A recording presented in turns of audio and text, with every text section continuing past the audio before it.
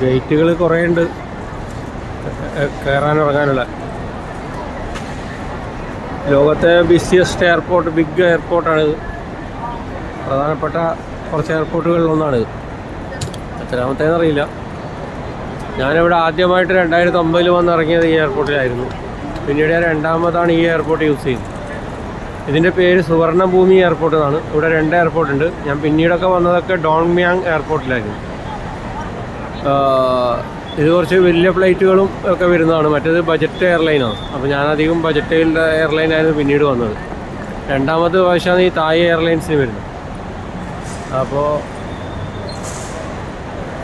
സംഭവം അങ്ങനെ നീണ്ടു നേർന്ന് കിടക്കും. ഓക്കെ.